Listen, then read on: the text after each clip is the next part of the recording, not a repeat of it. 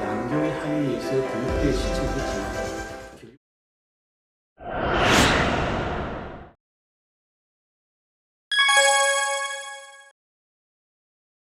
이번에 한경국립대학교가 이제 3월 1일자로 새로 출발합니다만 그 과정은 사실 두 단계로 나누어서 생각할 수 있습니다. 하나는 복지대학교의 총장님과 한경대학교의 총장님이 통합에 대해서 합의를 하시고 교내 구성원들의 동의를 구하는 과정이 있었습니다.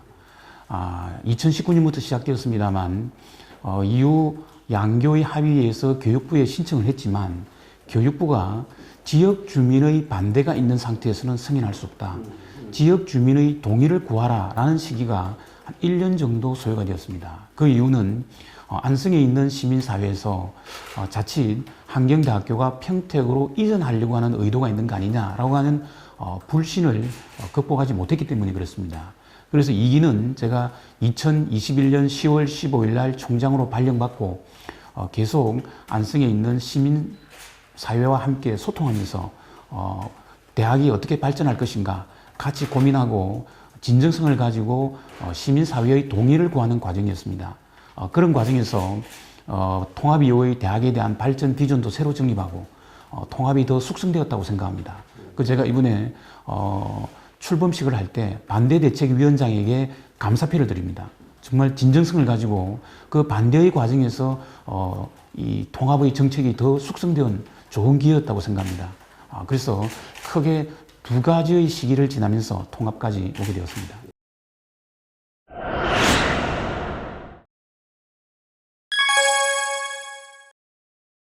지금 시민사회에서의 반대의 논거가 첫째는 양교가 통합을 해서 시너지 효과가 있느냐. 실제 어떤 분들은 지금 학령 인구 감소가 있는데 두 개를 통합해서 덩치를 키우면 감당이 되겠느냐는 질문도 있었습니다. 그러나 양교가 의외로 동질성이 좀 약했습니다. 하나는 전문대학이고 하나는 4년제고 하나는 복지에 특화된 대학이고 하나는 농업을 출발로 해서 이제 IT로 발전하고 있기 때문에 그렇기 때문에 통합의 과정에서 구조조정의 가능성은 상대적으로 좀 필요성이 적었습니다. 그렇기 때문에 저항도 적었고 그래서 양교의 특징을 살릴 수 있는 장점도 있었습니다.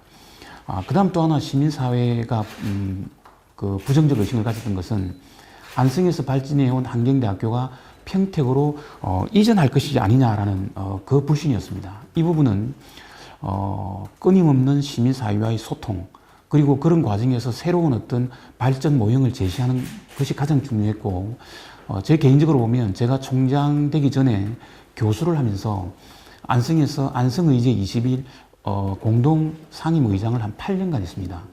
그리고 평택에 기남방송에서 이원희 교수의 시사진단으로 한 3년간 방송도 했습니다. 이런 여러 가지 활동들이 시민사회에서 저를 인정해 주셨고 그런 신뢰가 기반이 되어서 그런 어려움을 극복한 것 같습니다. 결국 지나고 보니까 그 통합 과정의 어려움은 신뢰가 가장 중요한 극복의 요인이 아닌가 생각이 듭니다.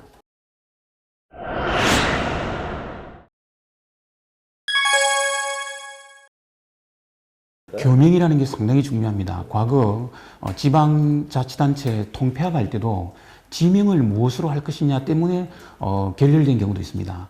이번에도 상당히 애로사항이 있었습니다만 일단 한경대학교가 주체가 되어서 통합을 하기 때문에 한경대학교를 위주로 하는데 다만 그 과정에서 우리 학내에서는 국립경기대 그런 이야기도 있었습니다. 그러나 경기대가 있기 때문에 국립이라는 말을 쓴다는 건 좀 어렵다. 그래서 교육부에서는 유사한 다른 대학의 명칭은 쓰지 않았으면 좋겠다라는 게 있었고, 그런 과정에서 원래 지금 현재 법제상 국립이라는 것을 공식 교명에 쓸 수 없게 되어 있습니다.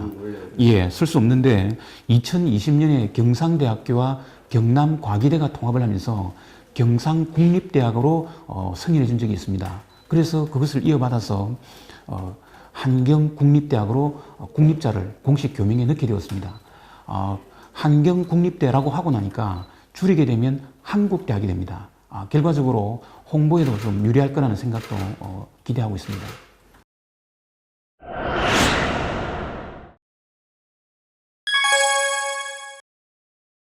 두 대학을 통합을 했을 때 시너지가 발생한다는 것은 양적인 측면과 질적인 측면으로 나누어 볼 수 있을 겁니다. 양적인 측면은 1 더하기 1이 되어서 2가 아니라 3이 될 수 있느냐라는 그런 쟁점이 될 텐데, 예를 들어서 평택에 유니버설 건축학과가 있었습니다. 거기 학생 수가 사실은 4명밖에 없었습니다. 그래서 그 학과가 안성 캠퍼스에 있는 건축학과하고 통합을 하게 됩니다. 그러면 그런 과정에서 건축 내에서도 유니버설 디자인, 유니버설 건축과 관련한 그 요소가 들어오게 되고, 학생 수 4명을 가지고 교수가 있고 조교가 있고 여러 가지 행정 지원이 있었습니다만, 통합을 하게 되니까 경비를 줄일 수 있는 효율성을 제고할 수 있는 측면도 있습니다.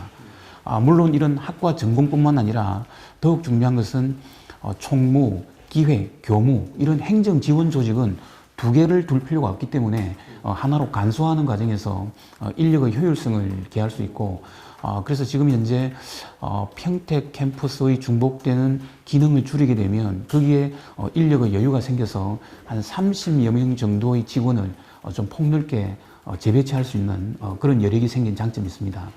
한편으로 시너지라고 했을 때는 이런 양적인 것뿐만 아니라 결국은 질적인 도약을 할 수 있느냐의 문제인데, 우리 안성의 경우에는 기존에 가져왔던 농업을 기반으로 요즘 이야기되고 있는 농업 에너지, 또 농업과 관련한 친환경, 농업과 관련한 AI를 접목한 스마트팜, 이런 식으로 여러 가지 다양한 시너지를 가져가려고 하고, 평택캠에서 그동안 장점을 가져왔던 장애인에 특화된 교육을 장애인 창업사관학교, 유니버설 디자인, 또 이런 여러 가지 궁극적으로 두 개념을 묶으면 삶의 질이라고 할 수 있을 겁니다.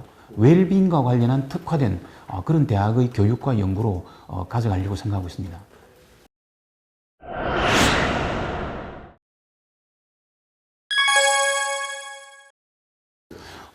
양교가 국립대학이긴 하지만 국가적 목표를 달성할 뿐만 아니라 몸담고 있는 지역사회의 연계가 아주 중요한 시기가 되었습니다.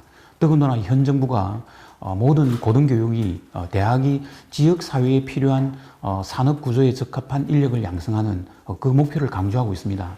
그런 의미에서 우리 통합된 한경국립대학교 새롭게 출발하면서 경기도 또 그리고 평택, 안성의 지역산업구조와 적합한 인력 양성, 교육 연구를 하기 위해서 노력하고 있습니다. 제가 총장이 되고 우리 지역사회와 관련해서 한 30여 개 기관과 MOU를 맺었습니다. 대학이 상아탑 속에 갇혀 있을 게 아니라 지역산업, 지역과 관련한 여러 가지 공공기관과 연계협력하겠다라는 의지였고, 최근에는 산학협력이라는 말을 쓰지 않고 저는 지산학이라는 말을 쓰고 있습니다. 지역과 함께 가겠다라는 의지가 있고, 더군다나 지금 평택도 급속도로 산업화가 되면서 특히 반도체가 강조되고 있고, 안성도 최근에 특화된 산업단지를 유치하기 위해서 노력하고 있습니다. 이런 지역사회의 산업구조, 이에 따른 지역사회에서 요구되는 인력을 저희들이 배출하기 위해서 항상 같이 호흡하도록 하겠습니다.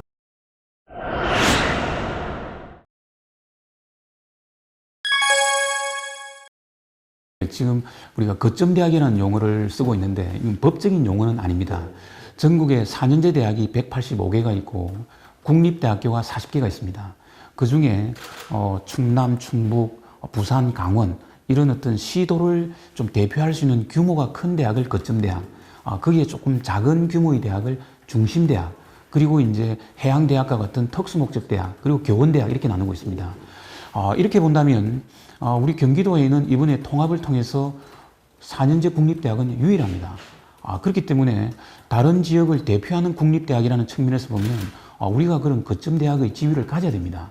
그러나 지금 정책적으로는 학생 수가 1만 명 정도를 고려하고 있습니다. 그러나 향후 학령 인구가 감소되면 학생 수는 중요할 것 같지가 않습니다. 그 지역 사회에서 어떤 기능을 수행하느냐가 중요할 거라고 생각합니다. 그런 의미에서 저희 한경국립대학교가 가지고 있는 좀 한계 중에 하나가 병원이 없다는 겁니다. 그래서 지금 의대를 신설한다는 목적보다는 우리 지역 사회에서 필요로 하는 노인 재활병원, 아동 재활병원 이런 병원을 우리 도립병원과 연계해서 같이 공공인력 양성 사업을 하면서 특히 간호인력을 양성하는 그 목적을 가지고 저는 에그리 헬스 리조트라는 말을 쓰고 있습니다. 그래서 의료원과 관련한 재활병원 그리고 거기에 우리 농업과 관련한 치유농업이라는 게 있습니다. 농업을 하면서 트라우마를 치유하는 치유농업도 들어가고 그다음에 게임 중독 컨설팅도 하고 이런 어떤 농업을 통한 힐링을 할 수 있는 리조트 에그리 헬스 리조트 같은 걸 만든다면 다른 거점 대학이 가지고 있는 특징도 가지고 있을 거라고 생각합니다. 무엇보다 중요한 것은 경기도가 우리 경인 지역에 한 32개의 대학이 있습니다만 국립대학으로서의 위상을 인정하고 경기도가 중요한 정책 파트너로서 인정하는 것도 중요하리라고 생각합니다. 그것은 우리 한경국립대학교가 그만큼 우리 지역사회에서 중요한 역할을 한다면 그런 파트너십이 형성될 거라고 생각하고 이것이 지금 이야기되고 있는 거점 대학으로서의 위상을 확립할 수 있는 그런 계기를 마련할 거라고 기대하고 있습니다.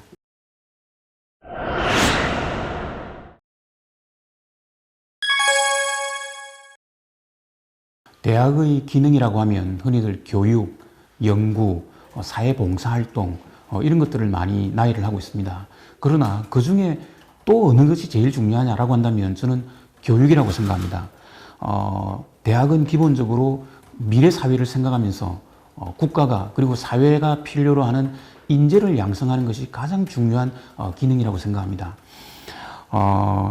우리 한경대 건축학과를 나와서 동경대학에서 건축학 박사를 받고 지금 타 대학에서 교수를 하는 분도 있습니다. 또 우리 대학교 축산학과를 나와서 의대로 지나간 학생도 있습니다. 저는 서울대에서 그런 학생을 육성한 것보다 훨씬 의미가 있다고 생각합니다. 그런 우리 사회가 필요로 하는 미래형 인재를 육성하는 게 저는 가장 중요한 것이라 생각하고 모든 다른 활동은 그런 인재 육성, 인재 양성에 저는 초점을 두고자 합니다. 최근에 장애, 비장애 학생을 모아서 대학생 창업 경연대회를 한 적이 있습니다. 대학생 54개 대학에서 100명 정도가 이렇게 응모를 해서 5명 단위로 조를 짜서 그 중에 대표 학생은 장애 학생이 되어야 되고 그 학생이 발표를 해서 사업 계획서를 내고 시상을 했습니다. 정말 진지한 모습이었고 많은 아이디어들이 나왔습니다. 저는 이런 학생을 위한 학생에 의한 대학을 통해서 학생이 고등교육의 주체가 될 수 있도록 능동적인 교육의 수혜자가 아니라 학생들이 주체적으로 미래 사회를 이끌어갈 수 있도록 지원하는 게 대학의 가장 중요한 저희 경영 철학이라고 할 수 있겠습니다.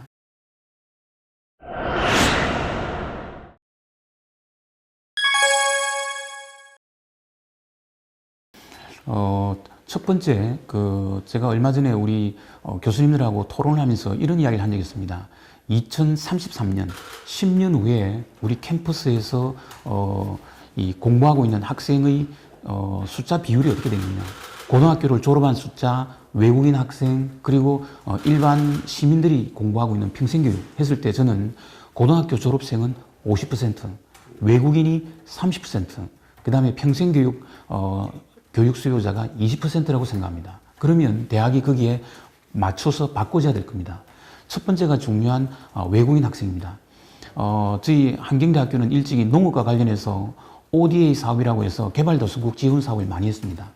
몽골에 우리 한경대학교 출신 석박사가 60명 있습니다. 그 중에 박사 한 명은 몽골 농업생명과학대학교 총장도 됐습니다.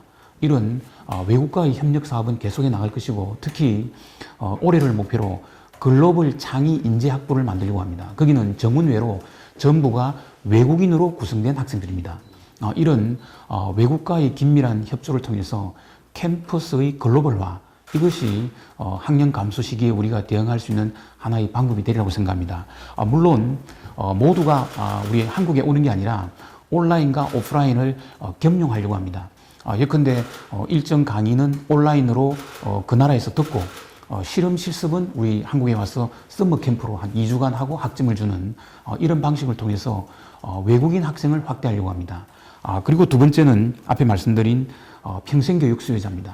어차피 지금 대학은 지역과 함께 가야 되는 그런 시기에 정년하신 분들이 다시 대학에 와서 교육을 받고자 하는 수요가 많습니다. 이런 분들을 우리가 학생으로서 다 소화해내려고 합니다. 지금 현재 우리 안성 캠퍼스에서는 중장년 행복 캠퍼스라고 해서 50대 정년하신 분들이 학교에 와서 새로운 기술도 익히고 또 필요하면 창업도 하시고 다양한 어떤 활동들을 할 수 있는 기회도 드리고 있습니다. 이런 어떤 여러 가지 지역 사회와 함께 노력하는 것도 있고 또 하나가 고교 학점제라고 해서 고등학교 졸업한 학생이 아니라 고등학교 재학생도 우리의 클라이언트로 해서 필요한 교육도 하고 또 고등학교 교사 중에서도 전문성을 확대하고 싶으면 저희들이 전공별로 교육을 하는 고교 학점제를 기여하는 것도 우리의 교육 수요자를 넓히는 계기라고 생각합니다. 흔히들 학령 인구 감소가 대학의 위기라고 하지만 저는 그것은 위기라고 생각하지 않습니다. 학령 인구의 감소는 대학이 변해야 된다라고 하는 과제를 주는 것이고 그 과제에 대응하지 못했을 때가 위기고 우리들이 과거에 생각했던 대학과 다른 모습으로 간다면 저는 새로운 기회가 여기에 주어진다고 생각하고 있습니다.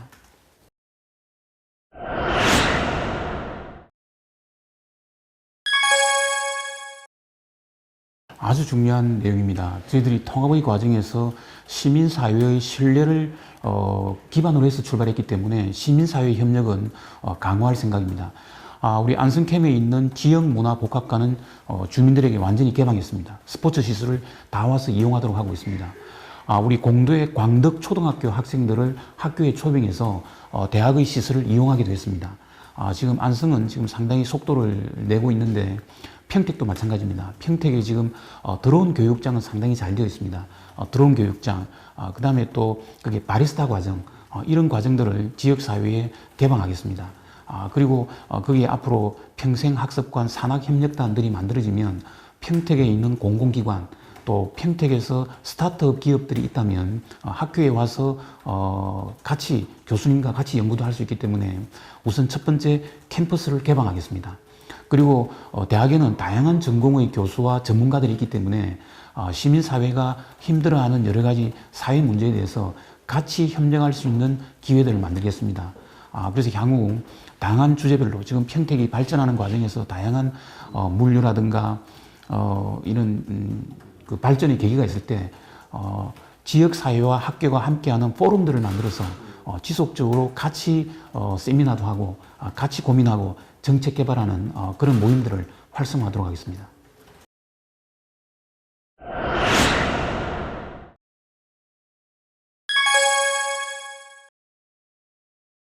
저희들이 열심히 하고 있습니다만 이게 시민사회에 전달되지 않으면 저희들의 노력이 이해가 되기 어렵습니다. 그런 의미에서 이 평택의 언론 3사와 제가 긴밀하게 협조하고 학교의 일들을 다 이렇게 소상하게 설명드리는 기회를 정기적으로 갖도록 하겠습니다.